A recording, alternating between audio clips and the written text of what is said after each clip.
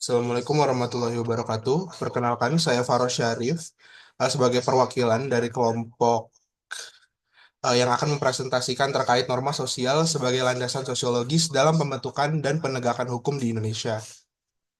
Boleh di next slide? Baik, anggota kelompok kami terdiri dari Aziz Al-Qadri, Maheswari Pavita Dayana, Muhammad Al-Fatih, Lingga Putri Heriani, Widya Arifalia, Yasser Arya Fasa, Belia Nabila Putri, Muhammad Fahmi, dan saya sendiri Faros Syarif.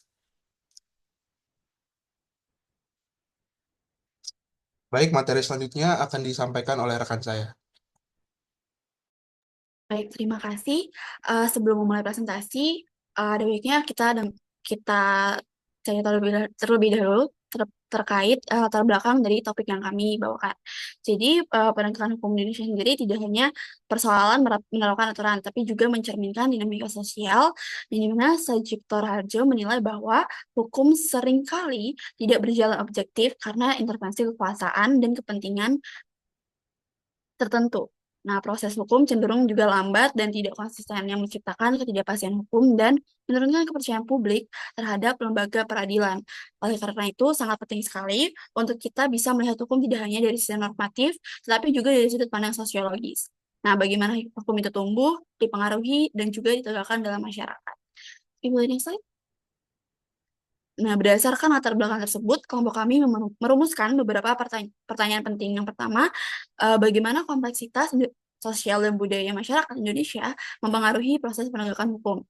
Yang kedua, apa saja kendala utama dalam penegakan hukum di Indonesia, terutama terkait intervensi politik dan rendahnya kesadaran hukum masyarakat. Dan yang ketiga, bagaimana peran sosiologi hukum dalam memahami dan menyelesaikan masalah-masalah tersebut. Dan yang terakhir, upaya apa saja yang bisa dilakukan untuk meningkatkan independensi, transparansi, dan profesionalisme dalam sistem penegakan hukum di Indonesia.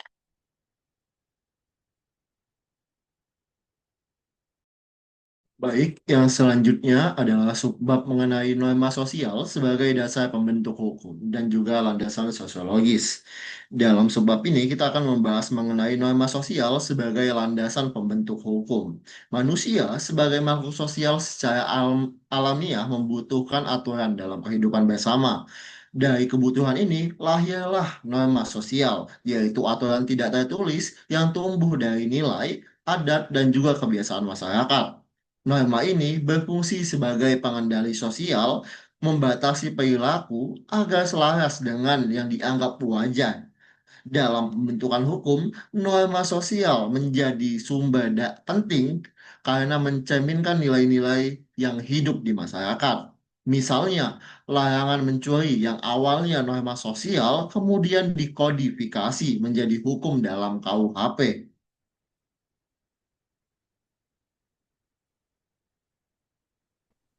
Selanjutnya, landasan sosiologis hukum dan tantangannya. Prinsip ubi societas ibius menegaskan bahwa hukum selalu lahir dari masyarakat. Oleh karena itu, hukum harus memperhatikan nilai-nilai sosial yang berlaku agar efektif dan diterima. Namun, tidak semua norma sosial dapat langsung dijadikan hukum. Ada tantangan seperti norma yang diskriminatif atau sulit dikodifikasi. Maka pembentukan hukum harus dilakukan dengan seleksi dan harmonisasi nilai sosial secara bijak. Hukum yang memiliki akar sosiologis akan lebih kuat karena lahir dari dan untuk masyarakat itu sendiri. Selanjutnya adalah fungsi hukum sebagai kontrol sosial dan kaitannya dengan norma sosial. Yang pertama, hukum sebagai instrumen kontrol sosial. Kehidupan masyarakat yang majemuk membutuhkan keteraturan agar terhindar dari konflik. Hukum hadir sebagai bentuk kontrol sosial formal yang memiliki kekuatan memaksa untuk menjaga stabilitas sosial. Melalui fungsi represif, preventif, dan konstitutif, hukum tidak hanya menghukum, tetapi juga mencegah serta membentuk perilaku sosial yang ideal dengan karakteristiknya yang tertulis, universal, dan memiliki sanksi. Hukum menjadi instrumen penting dalam mengatur perilaku kolektif. Keterkaitan antara hukum dan norma sosial. Norma sosial merupakan aturan tak tertulis yang hidup dalam masyarakat, seperti norma agama, kesusilaan, dan kebiasaan. Banyak aturan hukum lahir dari kristalisasi nilai-nilai sosial ini. Hukum memberikan legitimasi dan daya paksa terhadap norma sekaligus mengisi kekosongan ketika norma belum terbentuk. Meski demikian, kadang terjadi ketegangan ketika hukum tidak selaras dengan nilai-nilai lokal. Oleh karena itu, harmonisasi antara norma sosial dan hukum sangat krusial. Baik, selanjutnya terkait mekanisme kerja dan tantangan hukum.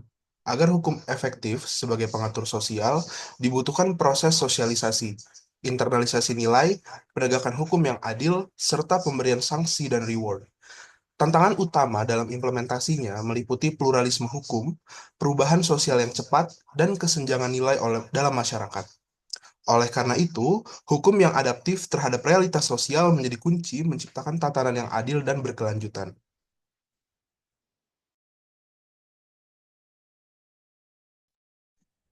Kemudian adalah contoh produk hukum yang sesuai dan tidak sesuai dengan norma sosial. Hukum merupakan bagian dari norma sosial yang diformalkan oleh negara untuk mengatur perilaku masyarakat. Karena lahir dari proses sosial, hukum bersifat dinamis dan berkembang sesuai perubahan nilai sosial. Sosiologi hukum menekankan bahwa pembentukan hukum harus mencerminkan kebutuhan dan standar moral masyarakat agar efektif sebagai alat kontrol sosial. Oleh karena itu, legitimasi hukum tidak hanya ditentukan oleh legalitas formal, tetapi juga oleh kesesuaiannya dengan norma yang hidup dalam masyarakat.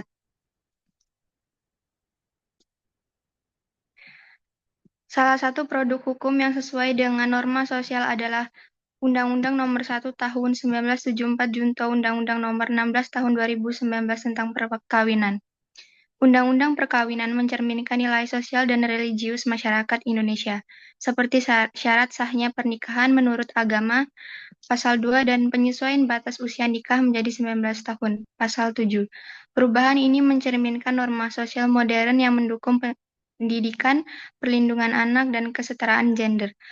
Undang-undang ini menunjukkan bahwa hukum yang selaras dengan norma masyarakat akan lebih mudah diterima dan dijalankan secara efektif.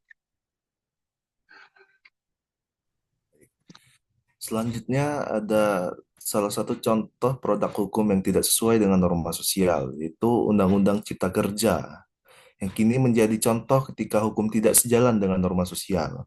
Meski sah secara prosedural, substansi undang-undang ini dianggap merugikan buruh dan mengabaikan prinsip keadilan sosial, partisipasi, dan keterbukaan. Penolakan publik yang luas menunjukkan lemahnya legitimasi sosial. Menurut pendekatan sosiologi hukum, hukum yang bertentangan dengan living law akan sulit ditegakkan. Oleh karena itu, penting memastikan hukum disusun dengan melibatkan masyarakat dan mempertimbangkan norma sosial yang hidup.